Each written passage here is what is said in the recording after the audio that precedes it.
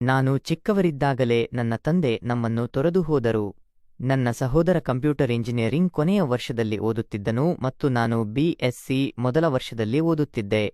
ನನ್ನ ಅಣ್ಣನಿಗೆ ಇಂಜಿನಿಯರಿಂಗ್ ಮುಗಿದಿತ್ತು ಮತ್ತು ಅವನಿಗೆ ಕ್ಯಾಂಪಸ್ ಸೆಲೆಕ್ಷನ್ ಕೂಡ ಆಗಿತ್ತು. ನಾವೆಲ್ಲರೂ ತುಂಬಾ ಸಂತೋಷಪಟ್ಟೆವು.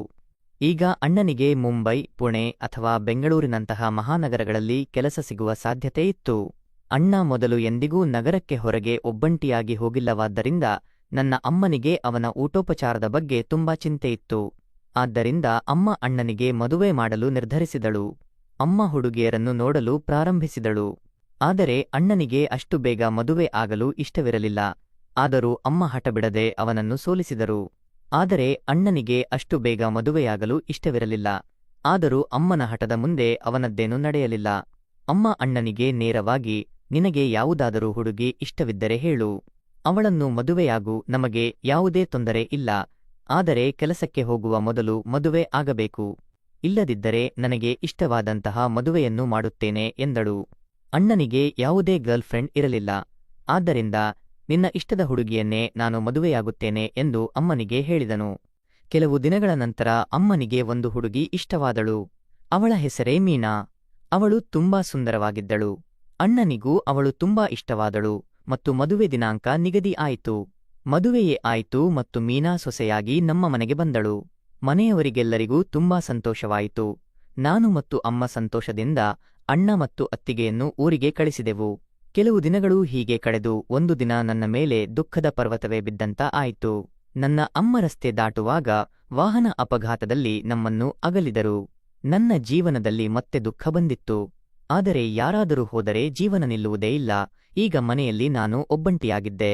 ಆದರೆ ಅಣ್ಣ ನನ್ನನ್ನು ತನ್ನೊಂದಿಗೆ ನಗರಕ್ಕೆ ಕರೆದೊಯ್ದನು ಮತ್ತು ಹಳೆ ಮನೆಯನ್ನು ಮಾರಾಟ ಮಾಡಿ ಅಲ್ಲಿ ಹೊಸ ಬಂಗಲೆಯನ್ನು ಖರೀದಿಸಿದನು. ಈ ಬಂಗಲೆ ತುಂಬಾ ಚೆನ್ನಾಗಿತ್ತು. ಅದರಲ್ಲಿ 4 ಕೋಣೆಗಳಿದ್ದವು. ಅದರಲ್ಲಿ 3 ಕೋಣೆಗಳನ್ನು ನಾವು ಬಳಸುತ್ತಿದ್ದವು. ಆದರೆ ಒಂದು ಕೋಣೆ ಖಾಲಿ ಇತ್ತು. ಅತ್ತಿಗೆ ಆ ಕೋಣೆಯನ್ನು ಬಾಡಿಗೆಗೆ ಕೊಡೋಣ ಎಂದಳು. ಇದರಿಂದ ಆ ಕೋಣೆ ಸ್ವಚ್ಛವಾಗಿರುತ್ತದೆ ಮತ್ತು ಬಾಡಿಗೆ ಹಣವು ಬರುತ್ತದೆ. ಇದರಿಂದ ಸ್ವಲ್ಪ ಸಹಾಯವಾಗುತ್ತದೆ. ಅತ್ತಿಗೆಯ ಐಡಿಯಾ ಅಣ್ಣನಿಗೆ ಇಷ್ಟವಾಯಿತು. ನಮಗೆ ಬೇಗನೆ ಬಾಡಿಗೆದಾರರು ಬೇಕೆಂದು ಬ್ರೋಕರ್ಗೆ ಹೇಳಿದರು. 1 ವಾರದಲ್ಲಿ ನಮ್ಮ ಮನೆಗೆ ಬಾಡಿಗೆದಾರನು ಸಿಕ್ಕನು. ಅವನ ಹೆಸರು ವಿನಯ್. ಅವನು ಇನ್ನು ಬ್ಯಾಚಲರ್ ಆಗಿದ್ದನು. ನೋಡಲು ತುಂಬಾ ಹ್ಯಾಂಡ್ಸಮ್ ಮತ್ತು ಗಟ್ಟಿಮುಟ್ಟಾಗಿದ್ದನು. ಅವನು IT ಇಂಜಿನಿಯರ್ ಆಗಿದ್ದು ಮತ್ತು ಹೆಚ್ಚು ಹೆಚ್ಚು ವರ್ಕ್ ಫ್ರಮ್ ಹೋಮ್ ಕೆಲಸ ಮಾಡುತ್ತಿದ್ದನು. ವಾರದಲ್ಲಿ 1-2 ದಿನ ಮಾತ್ರ ಆಫೀಸ್ಗೆ ಹೋಗುತ್ತಿದ್ದನು. ಅವನು ಒಂಟಿಯಾಗಿದ್ದರಿಂದ ಅವನ ಊಟದ ವ್ಯವಸ್ಥೆಯನ್ನು ನಮ್ಮ ಮನೆಯಲ್ಲೇ ಮಾಡಲಾಯಿತು. ವಿನಯ್ ಊಟಕ್ಕೆ ಪ್ರತ್ಯೇಕ ಹಣವನ್ನು ನೀಡುತ್ತಿದ್ದನು. ನಾನು ಅವನನ್ನು ವಿನಯ್ ಅಣ್ಣ ಎಂದು ಕರೆಯುತ್ತಿದ್ದೆ.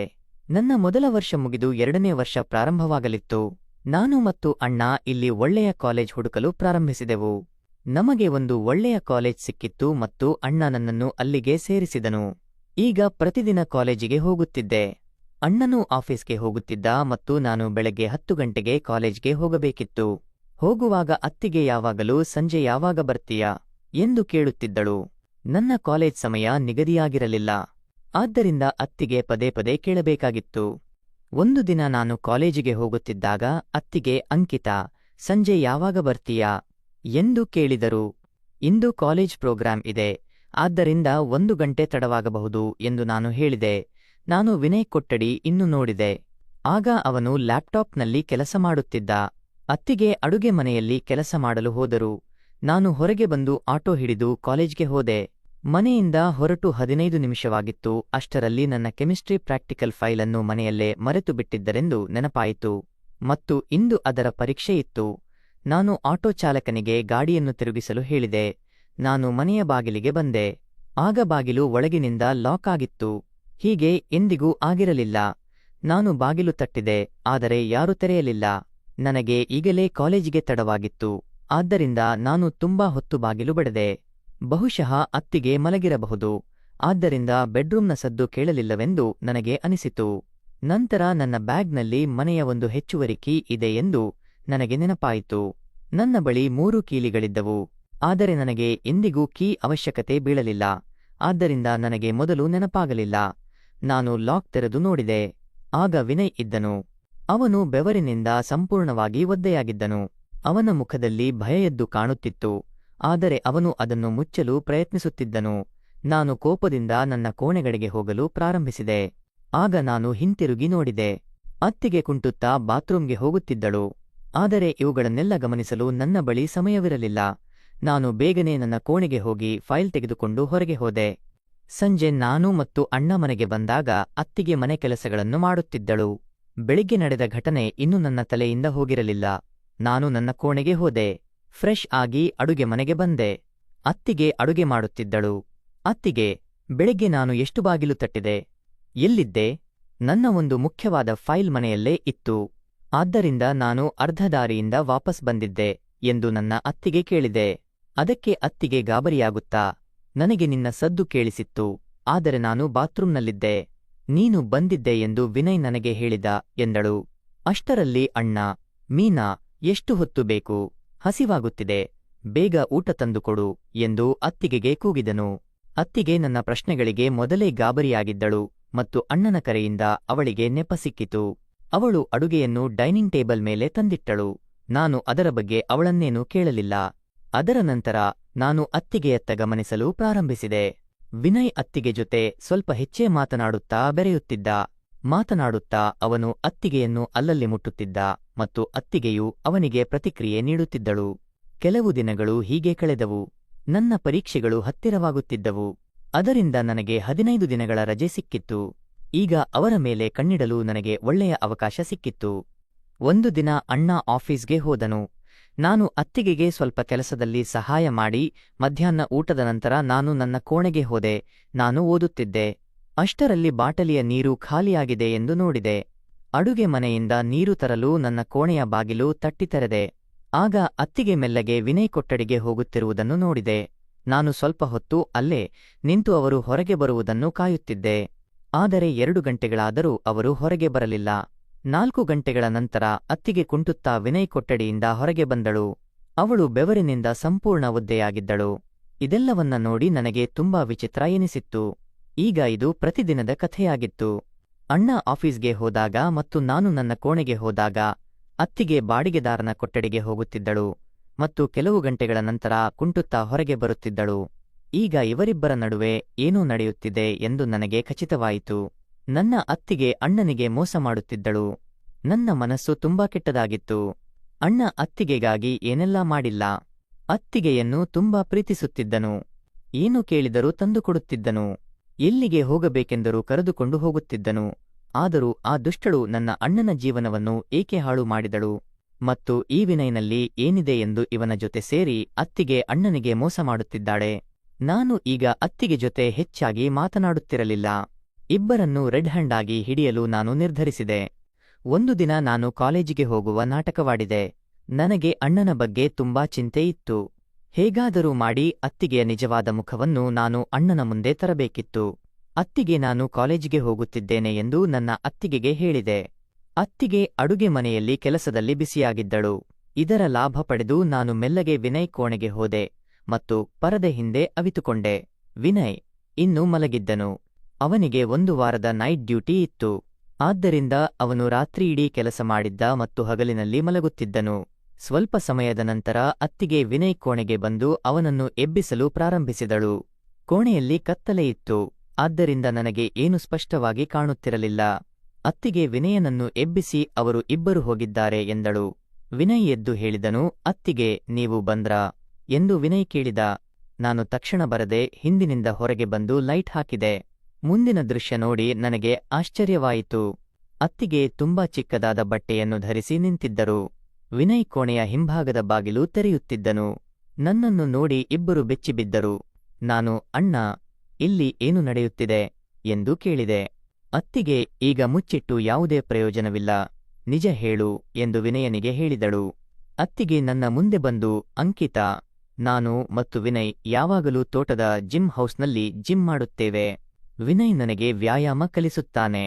ಮನೆಯಲ್ಲಿ ಇರುವುದರಿಂದ ನನ್ನ ಆರೋಗ್ಯ ತುಂಬಾ ಹದಗೆಟ್ಟಿತ್ತು. ನನ್ನ ಹೆಚ್ಚಿದ ತೂಕ ನಿಮ್ಮ ಅಣ್ಣನಿಗೆ ಇಷ್ಟವಿರಲಿಲ್ಲ. ನಾನು ಅವರೊಂದಿಗೆ ಹೊರಗೆ ಜಿಮ್ಗೆ ಹೋಗುವ ಬಗ್ಗೆ ಮಾತನಾಡಿದೆ. ಆದರೆ ಅವರು ನನ್ನನ್ನು ಒಬ್ಬಂಟಿಯಾಗಿ ಜಿಮ್ಗೆ ಹೋಗದಂತೆ ಸ್ಪಷ್ಟವಾಗಿ ಹೇಳಿದರು. ನಿಮ್ಮ ಅಣ್ಣನೂ ನನ್ನನ್ನು ಗಮನಿಸುತ್ತಿರಲಿಲ್ಲ. ಎಲ್ಲರ ಮುಂದೆ ಅವರು ನನ್ನೊಂದಿಗೆ ಚೆನ್ನಾಗಿ ವರ್ತಿಸುತ್ತಿದ್ದರು. ಬೆಡ್ರೂಮ್ನಲ್ಲಿ ನನ್ನ ಹತ್ತಿರವೂ ಬರುತ್ತಿರಲಿಲ್ಲ. ಆದ್ದರಿಂದ ನಾನು ನನ್ನ ಬಗ್ಗೆ ಗಮನ ಹರಿಸಬೇಕು ಎಂದು ನನಗೆ ಅನಿಸಿತು. ಅದಕ್ಕಾಗಿಯೇ ನಾನು ವಿನಯ್ ಜೊತೆ ಮೆಲ್ಲಗೆ ಇಲ್ಲಿ ಜಿಮ್ ಮಾಡುತ್ತಿದ್ದೆ. ಅವನು ಒಬ್ಬ ಒಳ್ಳೆಯ ಟ್ರೈನರ್ ಕೂಡ ಆಗಿದ್ದರಿಂದ ಅವನು ತನಗೆ ಜಿಮ್ ತರಬೇತಿ ನೀಡುತ್ತಿದ್ದಾನೆ. ಆದರೆ ನಿಮ್ಮ ಅಣ್ಣ ಬೈತಾರೆ, ಆದ್ದರಿಂದ ನಾನು ಅವರಿಗೆ ಏನನ್ನೂ ಹೇಳಲಿಲ್ಲ. ನಾನು ನಿಮ್ಮ ಅಣ್ಣನನ್ನು ತುಂಬಾ ಪ್ರೀತಿಸುತ್ತೇನೆ ಮತ್ತು ಅವರ ಪ್ರೀತಿಗಾಗಿಯೇ ಇವೆಲ್ಲವನ್ನೂ ಮಾಡುತ್ತಿದ್ದೇನೆ. ಆ ಸಮಯದಲ್ಲಿ ಅತ್ತಿಗೆ ನಿಜ ಹೇಳುತ್ತಾಳೆಂದು ನನಗೆ ಅನಿಸಿತು. ಅತ್ತಿಗೆ, ನನ್ನನ್ನು ಕ್ಷಮಿಸಿ, ನಾನು ತಪ್ಪು ತಿಳಿದುಕೊಂಡೆ ಎಂದು ಹೇಳಿದೆ. ಅದಕ್ಕೆ ಅತ್ತಿಗೆ, ಆದರೆ ಈ ಬಗ್ಗೆ ನೀನು ನಿನ್ನ ಅಣ್ಣನಿಗೆ ಏನೂ ಹೇಳಬೇಡ, ಇಲ್ಲದಿದ್ದರೆ ಅವರು ನನ್ನನ್ನು ಬೈತಾರೆ. ಸರಿಯಾದ ಸಮಯ ಬಂದಾಗ ನಾನೇ ಅವರಿಗೆ ಹೇಳುತ್ತೇನೆ ಎಂದಳು. ನಾನು ಸರಿ ಎಂದು ಹೇಳಿದೆ. ನಾನು ಕೋಣೆಗೆ ಹೋದೆ.